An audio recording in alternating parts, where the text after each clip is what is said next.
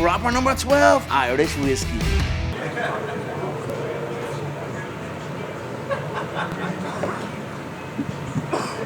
Well, Bryce, congratulations on a very impressive victory over a very game opponent. How are you feeling about your performance tonight? Thank you, Mr. Morgan. I'm feeling very good. Just a little bit swole up, but you know, a lot of people when they fight him get carried out and shit. So I'm very happy. There's a lot of stuff that I feel like I could tighten up on in that performance, and but like I said, I'm just lucky that I could walk out of there and I'm conscious and nothing broke, I don't think. So I'm happy. I was going to ask you, I noticed you were moving a little gingerly there to get in the chair. As you said, a lot of people get hurt against him, but do you think it's anything that's going to keep you out for any length of time, or what is the condition right now? Oh, it's going to be a while. I'm going to need a little bit of time, you know, just ice stuff and whatnot, but I'm okay. Nice. Any surprises at all? I mean, you lived up to, you said you'd strike with him, you did. Obviously, your ground game was there, but I mean, any surprises in the performance tonight from him or from you? I was surprised I couldn't check his leg kicks. It's just like I kind of resorted to just getting the hell out of the way, because in my head I'm like, oh, I'm going to hold my ground and check his leg kicks, and it's just like I don't know how the hell he was doing that, but I would go to check and it just didn't work, and so I just resorted to just moving out of the way completely. That's always a good strategy when something big is coming at you, if you can, you know. Yeah. And you showed a lot of respect afterwards. I'm just curious if you could share the details of that conversation, kind of what was shared there.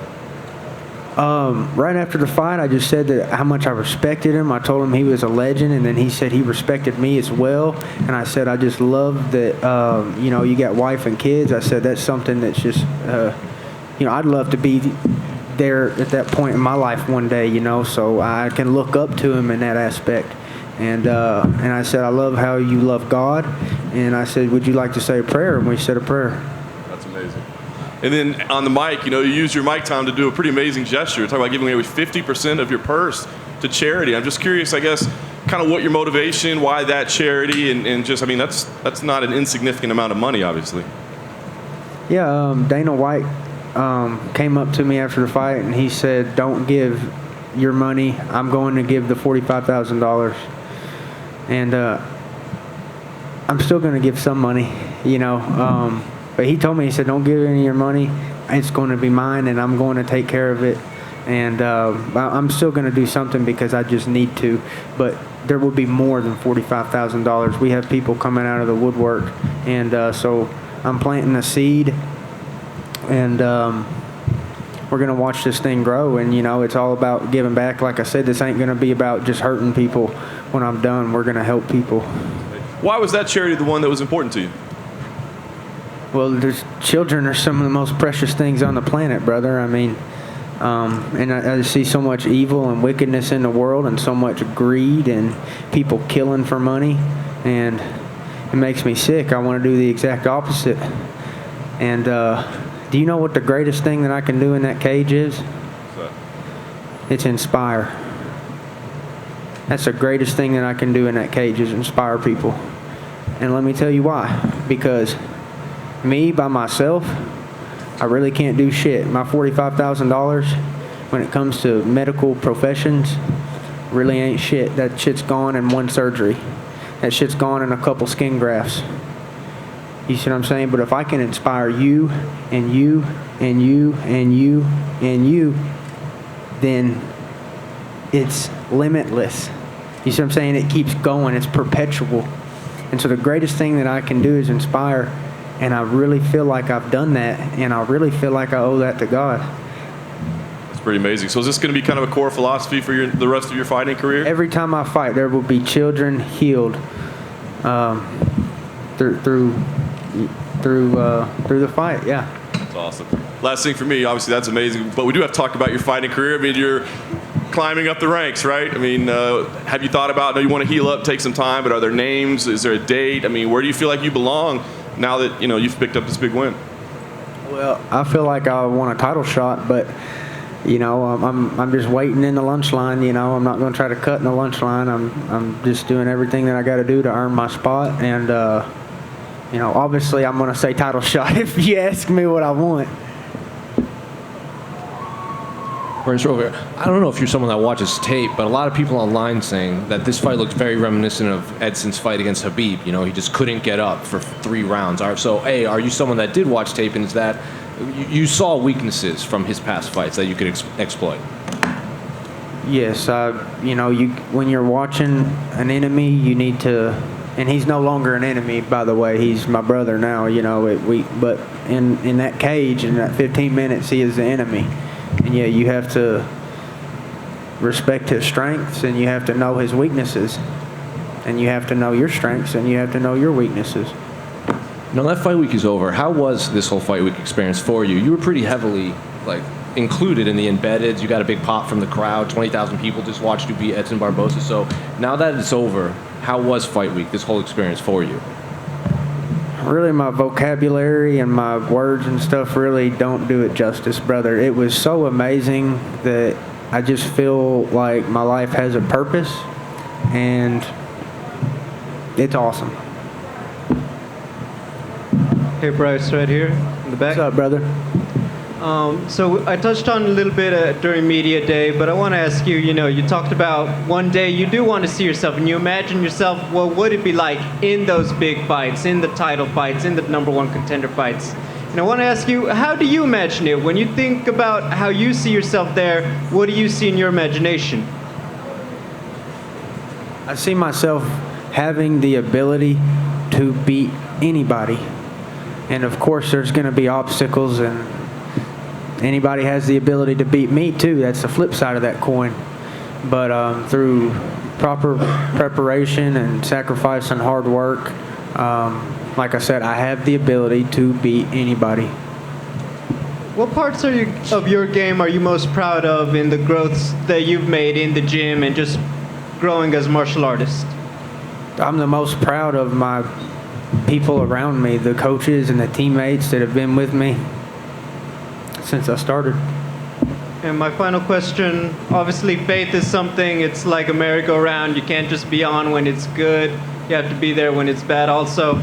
Just how do you keep your faith strong on tough times and in good ones? That's when my faith was the strongest, is when I was at my lowest, actually. So you're absolutely right about that. That's what made me what I am, and is reaching the lowest points in my life and then climbing back up.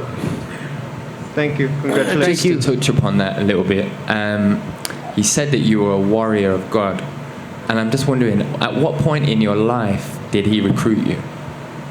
It was pretty recently, and it was pretty amazing. How recent? Can you tell us a story? Within the last year, and there's a lot of stories with it, but when I get down and I pray and I have proper prayer, there's been multiple times where I just feel like just invigorated by the Holy Spirit. I feel invincible. Last one from me. When you dropped to Edson, what was going through your mind then? I just remember to stay calm and not give up any position, and not to waste my gas, because I know he can recover. And I knew he would recover, or he could. I wanted to finish him, but I knew not to do anything stupid. And that's 5 years ago. I'd have gone crazy. I'd have gone out there and just, but probably would have wasted my gas tank and gave him an opportunity to give up. So I visualized doing that. I visualized dropping him. And I visualized, before I dropped him, I visualized dropping him. And I visualized myself staying calm and making the most tactical decision that I could. I've got one more. Sorry about this. Don't be sorry, brother. This is what makes a sport, brother. Without people asking questions, we don't spread the word, and we don't give people what they want. What you got to ask, brother? I'd love it. I was going to ask, what did you make to Colby and Masvidal? Did you think that fight went as expected? I mean, I wasn't too surprised, and man, they beat each other up. I was surprised by that, but I knew that Colby could wrestle, and I was hoping that I thought that if Jorge would hold in the middle of the octagon and he wouldn't get pressed up on the cage, that's how he would stop takedowns. But he kept getting backed up to the cage, And so that was one thing I was kind of surprised about, is that he could not hold the center as well as he wanted to, I'm sure. But yeah, man, they beat each other up. That was a fight. Bryce, over here. You had a pretty long layoff. Were you worried about ring rust at all? No, I actually felt a lot better in there for whatever reason. I didn't feel like nervous at all, and I think that's just part of me accepting my destiny and realizing who I am and what I'm supposed to do. You were recently on the MMA Hour. What was the reception to that interview like? Oh, the Ariel Helwani's? Yeah. Well, he didn't completely censor me, but he put that I was spreading misinformation, and I don't know. You know, I thought I said a lot of true stuff, but it's open to a debate, and you know, I love the Second Amendment, and I love the First. And you know why we have the First?